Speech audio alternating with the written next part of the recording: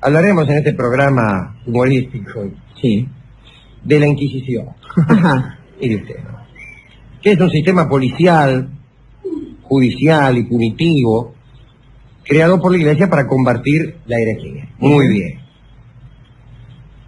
Hay que decir que este método inquisitorial, despótico, para obligar al ser humano a una creencia, ya aparece incluso en el Viejo Testamento. Y es potestad de los monoteísmos, vamos a decirlo con honestidad. Usted sabe que las religiones orientales no tienen intolerancia, pero no porque sean mejores, sino porque se puede ser tranquilamente budista y cristiano al mismo tiempo. No ha habido nunca persecuciones religiosas en esas religiones del Extremo Oriente. Porque también habrá de decirse que el grado de revelación y de trascendencia que hay en esas religiones es bastante relativo. De manera entonces que no produce los efectos espirituales de los grandes monoteísmos de Occidente. Pero de eso hablaremos algún otro día. Desde el mismo momento en que Constantino oficializa la religión cristiana, año 300 y pico, 313 ve la famosa cruz en el cielo, la intolerancia se instala. No quiere decir que sea solamente intolerancia al cristianismo, pero está instalado. Y ha habido obispos, ha habido monarcas y concilios que se han atribuido el derecho de dirigir la razón y la conciencia de las gentes, no solo incluso en materia de fe o en materia teológica, sino en campos tan ajenos a la religión como el arte y la ciencia. Excomuniones, destierros y hasta la pena capital. Bueno, fueron las armas para cumplir con el consejo de San Agustín, que yo creo que, no lo creo yo, lo han creído muchos doctores de la Iglesia. Nunca se equivocó tanto como cuando dio aquel consejo, obligarlos a entrar, el consejo coercitivo de San Agustín, que por otra parte había sido el mismo. Justamente, quizás proviniendo de un libertino como fue San Agustín, nuestro obispo de Hipona, hasta transformarse en un santo hombre de la Iglesia, es posible que él pensase en esa necesidad de rigor, quizás para paliar algunos de los errores anteriores, algunos de los desenfrenos anteriores. Curioso, pero nos cae muy simpático San Agustín. Justamente, salvo en esto, por cierto. Bueno, naciones enteras, usted sabe, fueron evangelizadas a patadas, como hizo Carlomagno con los sajones. En España, judíos y árabes eran obligados a convertirse masivamente, amenazados con el destierro o finalmente con masacre. Hemos hablado aquí de la cruzada contra los cátaros, esa herejía que prosperó en Occitania, y que fue un pretexto para una verdadera guerra civil del norte, una verdadera guerra entre el norte de Francia y el sur de Francia, que era otra nación, era Occitania, y que desapareció. También hemos hablado, aunque hace bastante ya, de la famosa matanza de la noche de San Bartolomé, en el siglo XVI en Francia, ¿no? Donde fueron muertos miles de hugonotes, o sea, de calvinistas franceses, en una sola noche, la noche de San Bartolomé. Incluso los protestantes salidos del seno de la Iglesia también pusieron en práctica idénticos métodos de coerción, de compulsión, persecución, intolerancia, juicios. Hay algunas de esos grados de intolerancia que duran hasta el día de hoy, mal que nos pese reconocerlo y por terrible que nos parezca aceptarlo.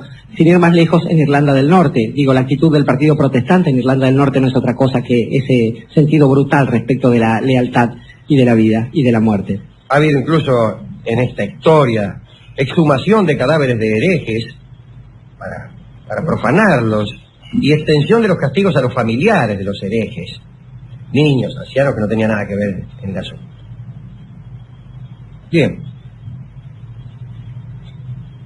Algunos dicen que los que aplicaban las penas eran los del poder secular, y es verdad esto. Pero claro, el brazo secular operaba solamente después del dictamen de los inquisidores que pertenecían a la Iglesia. Y la Iglesia en realidad aprobó esos métodos. No es que tuvieron lugar a pesar de recomendaciones de la Iglesia. Ahí está el Papa Gregorio XIII, que es el mismo que cambió el calendario, que cuando la noche de San Bartolomé, que habrá sido en 1570 y tanto, hizo acuñar una moneda en celebración del genocidio de San Bartolomé. Estaba pensando quién era el rey de Francia, cuando la noche de San Bartolomé era el anterior a Enrique III, que creo debe haber sido Carlos. Carlos, uno de los hijos de Enrique II y Catalina de Médicis. Ese era el rey, un débil rey. Bueno, el Papa hizo acuñar una moneda, ¿no? También cuando hablamos de la Iglesia Católica, Alejandro, debemos recordar que hablamos del papado y de la jerarquía eclesiástica, cosa que no es quizás esencialmente la Iglesia Católica. No, exacto, no estamos diciendo que la Iglesia Católica consista en esto. Digo que esto ha sucedido, ha estado dentro de la Iglesia, lamentablemente. Bueno, tenemos el recuerdo del Duque de Alba en los Países Bajos, y allí, hablando de los Países Bajos, en cierta ocasión el Santo Oficio condenó a muerte a toda la población del país. Repito, a toda la población del país. ¿Cuándo empezó la Inquisición? Bueno, hubo un sínodo en Tolosa en 1229, donde es el mismo sínodo donde sale la prohibición a los laicos de leer la Biblia. Hay distintos comienzos. España, por ejemplo, creó su propia Inquisición en el siglo XV. Antes, nuestro amigo el Papa Inocencio III, el mismo Papa del saqueo de Constantinopla, que luchó contra Saladino, etcétera, etcétera, instituyó su propia Inquisición e hizo algo importantísimo, para mal, suprimió la garantía de la acusación. Si antes cualquier tipo que hacía una acusación tenía que poner algún bien como garantía, por si la acusación era absolutamente infundada. No, suprimió la pena de calumnia y entonces convirtió eso en un libre juego de delaciones, absolutamente irresponsable. Pero cuando hablamos de Inquisición hay que hablar, por ejemplo, de Domingo de Guzmán. Prometimos hace poco que íbamos a hablar de él. Domingo de Guzmán también vivió a caballo de los siglos XII y XIII. Es un decir. Tuvo una infancia llena de milagros. Uno es el vivir a caballo del siglo XII y XIII. Dicen los hagiógrafos que estaba exento del pecado original. No sé cómo lo habrán descubierto. Y bueno, fue uno de los jefes de la cruzada contra los cátaros, de la cual hemos hablado, ¿no? Y en Roma fue él el que creó la orden de los frailes dominicos, o mejor dicho, dominicos.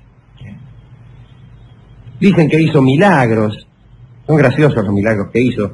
Exorcizó una vez a 3 matronas y le sacó a Satanás, que salió bajo la forma de un gato negro y se trepó por los campanarios y desapareció. En otra ocasión parece que una monja dejó el convento, se rajó del convento y se fue a sonar la nariz y se le cayó en el pañuelo la nariz. Se le quedó la nariz en el pañuelo, ¿qué quieren que le haga? Pues Domingo de Guzmán remedió esto. No dicen cómo. Lo hizo introduciendo el pulgar de la mano izquierda entre el índice y el mayor. Decían que resucitaba a los muertos. Y fue él el verdadero inspirador de la Inquisición. Tanto es decir que sus monjes fueron llamados dominicane, que en latín, juego de palabras, los perros del Señor. ¿Cómo funcionaban los tribunales? Funcionaban en las mismas iglesias. Colocaban a los niatos, a los acusados en un estrado, leían sus confesiones, les pedían que las confirmasen y que las recitasen. El inquisidor entonces absolvía de la excomunión y dictaba las sentencias. A los que iban a ser entregados, por ejemplo, al brazo secular, o sea, a la autoridad civil, se les concedía un día para convertirse. A los que confesaban y se arrepentían, junto a la hoguera, por ejemplo, antes de ser quemados, se les conmutaba la pena, se cambiaba la hoguera por prisión perpetua. A los obstinados se les quemaba redondamente. Había torturas, consistían en azotes, quemaduras, potro, o encierro en mazmorras. A veces se quemaban lentamente los pies del acusado, otras veces se los ataba una especie de marco triangular y se estiraban los brazos y las piernas con unas cuerdas atadas a tornos, de modo que quedaban con los miembros inútiles. A veces se les reducía la dieta y se los sometía a torturas psicológicas, como las de prometerle perdones que no llegaban y cosas así. Jamás tuvieron defensa ni defensores. Jamás. Hablamos recién de la excomunión, y la excomunión equivalía en aquellos años a la muerte civil, porque al excomulgado se le negaba asilo, alimento y cualquier clase de protección. Y si esta excomunión no le era levantada en un año, pues se lo consideraba hereje y sujeto a la pena capital. Lo quemaba o lo mataba. ¿De dónde viene hereje? Preguntará usted. ¿De dónde viene hereje, Alejandro? Yo qué sé. Y podemos decir que viene de nuestros amigos, viene de varios lugares. Los griegos tienen una palabra que es airesis, que no está mal porque es elegir, preferir, optar, decidirse por. Eso es airesis. Aeresis en latín es razón concluyente. Y en hebreo, jerem, o jerem, es anatema. Bueno, lo que se refiere a la ciencia, bien sabemos algunas víctimas ilustres de la Inquisición, Galileo, que tuvo que retractarse de sus decires, y sin embargo se movía. Tomaseo Campanella, Giordano Bruno, que fue quemado. En España la Inquisición, ahora de saberse que se mantuvo hasta el siglo XIX. Repito, XIX. Y hablando de España, vale la pena hablar también de Tomás de Torquemada. El inquisidor por antonomasia. Claro, que además fue el primer inquisidor español, lo nombró el Papa Sixto IV. Ingresó en la orden de los dominicos, como todos los inquisidores, fue confesor famosamente de los Reyes Católicos, y dictó unas reglas severísimas para las cárceles, ¿no? Según se dice, lo dicen los enemigos, hizo quemar a 8.800 herejes y castigó a 96.504. Ese es un hombre que trabajaba. Fue el que logró la expulsión de los judíos en 1492. Sus restos fueron profanados y quemados y esparcidas sus cenizas al aire en 1836 en Ávila, donde él murió, ¿no? Y para terminar este pequeño informe sobre la Inquisición y los inquisidores, hablemos del Index. El Index, o también llamado Index Librorum Prohibitorum, es un repertorio de los libros prohibidos por la Iglesia, creado, fíjense la fecha, el 24 de marzo de 1564. Y estos libros que figuraban en ese repertorio solo podían leerse con permiso eclesiástico. Fue eliminado no hace tanto por el Concilio Vaticano II. 1962. Aunque ya desde luego había perdido toda efectividad. Y tengo acá una lista con la cual termina esta pequeña monografía de los autores cuyos libros fueron prohibidos. Y hay algunos amigos de este programa, y diré que también algunos cristianos, algunos espíritus religiosos. Ahí está Copérnico, Galileo, Goethe, Swedenborg. Bueno, desde luego Rousseau. ¿Saben quién está en el índice?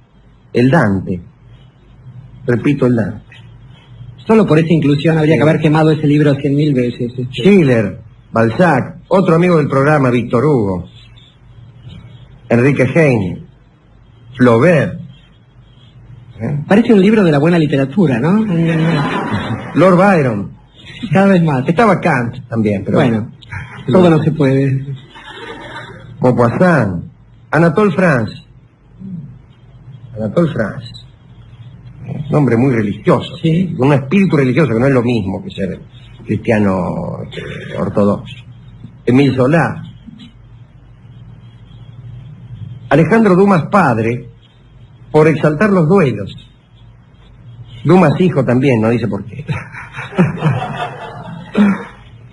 André Gide, Stendhal, Voltaire, Jonathan Swift, Boccaccio, Walt Whitman.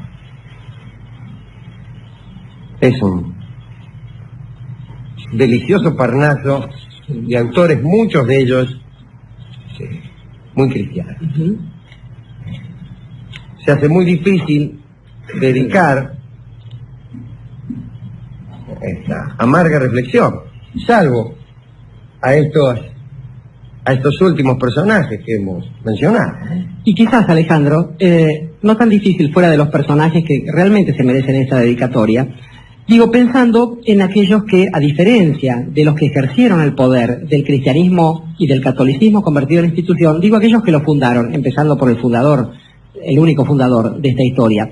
Digo, gente que pensó en algún tipo de, vamos a llamarla institución, o algo así, condición en todo caso del ser humano, que pensó esa condición para el ser humano, que es aquella condición del libre albedrío. Quiero decir, aquella posibilidad de elegir entre el bien y el mal, aquella posibilidad frente a la cual otros códigos, los códigos de una institución como la Iglesia o las Fuerzas Armadas, no aceptan cosas como la obediencia debida, sino que proponen anteriormente, digo, el cristianismo, el catolicismo, proponen anteriormente la necesidad de un juicio de conciencia de aquel que va a ejercer sus actos sobre el mundo, sobre todo sobre sus semejantes, recordando además cierto derecho sobre la vida y sobre la muerte que no le pertenece a ningún ser humano. Entonces digo, para aquel que fundó esta idea, para aquellos que siguieron con esta idea y para aquellos que bajo el yugo de ciertas instituciones realmente que pasaron a la perversión, a una cosa mucho más grave que la herejía quizás sea una confusión, una idea bizarra acerca de estas cosas, digo aquellos que pervirtieron la idea del dogma con una idea de la opresión. Entonces, esta cuestión de pensar que ese tipo de desviaciones solo pueden producirnos amargura, cuando en el origen esta idea del libre albedrío, la posibilidad de elección, solo nos prometía felicidad.